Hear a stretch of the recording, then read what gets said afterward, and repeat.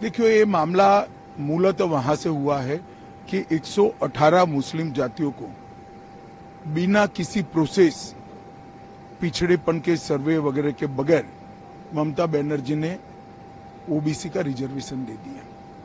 कोई कोर्ट में गया, कोर्ट ने इसका संज्ञान लिया और 2010 से 24 के बीच में जितने सर्टिफिकेट इश्यू हुए हैं, इसको अभी स्थगन आदेश देने का काम हाईकोर्ट ने किया है। ममता बनर्जी पिछड़े वर्ग के रिजर्वेशन के ऊपर अपने वोट बैंक के लिए डाका डालकर वो रिजर्वेशन मुस्लिम जातियों को देना चाहती है। मैं हाईकोर्ट के फैसले का स्वागत करता हूं। ममता जी ने कहा, हम हाईकोर्ट के फैसले को नहीं मानते। मैं बंगाल की जनता को पूछना चाहता हूं, कोई ऐसी मुख्यमंत्री हो सकती है, संवैधानिक पद पर बैठी हुई कोई व्यक्ति ऐसी हो सकती है जो कहेगी कि हम कोर्ट के आदेश को नहीं मानते हैं? ममता बनर्जी की इस टिप्पणी की मैं घोर निंदा करता हूं। भारत सेवाश्रम संघ वो संस्था है जिसके कारण आज पश्चिम बंगाल भारत का हिस्सा है।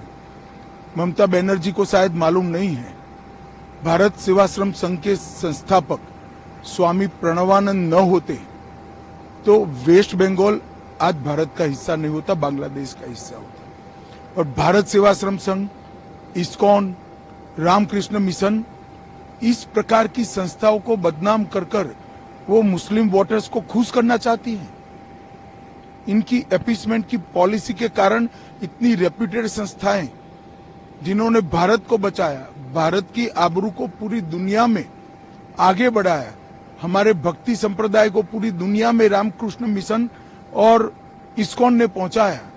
रामकृष्ण मिशन नॉर्थ ईस्ट और दूर दराज के जंगलों में शिक्षा, सेवा, हेल्थ, वाटर सप्लाई, न जाने कितने सेवा के प्रोजेक्ट्स के साथ जुड़े हैं।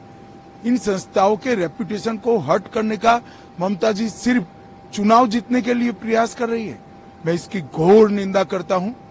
और ममता जी ने कहा है कि कुछ समाचार भी है कि पुलिस वहां जा रही है इनके आश्रमों पे। भारतीय जनता पार्टी ऐसी चीजों को कतई चलने नहीं देंगी, हम इसका विरोध करेंगे।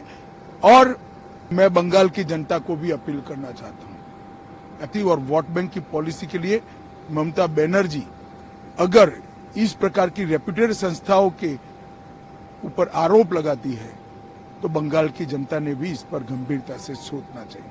कलकत्ता हाईकोर्ट ने आज एक ऑर्डर दिया है, 2010 साल के पहले जिनको ओबीसी सर्टिफिकेट है, कास्ट सर्टिफिकेट, 2010 साल के बाद जिनका सर्टिफिकेट है, बाद वाला सर्टिफिकेट कैंसिल किया जाए। देखिए, ये मामला मूलतः वहां से हुआ है कि 118 मुस्लिम जातियों को बिना किसी प्रोसेस, पिछड़ेपन के सर्वे वगैरह के बगैर ममता बनर्जी ने ओबीसी का रिजर्वेशन दे दिया।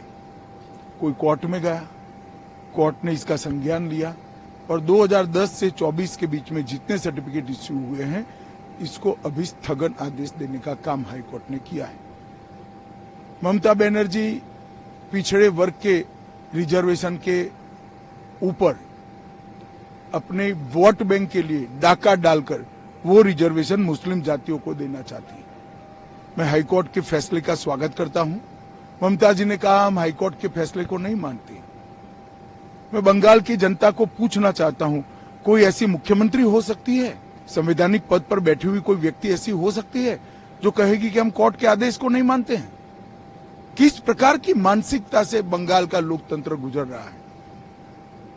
मैं इसकी घोर निंदा करता हूं और हाईकोर्ट के फैसले का स्वागत करता हूं।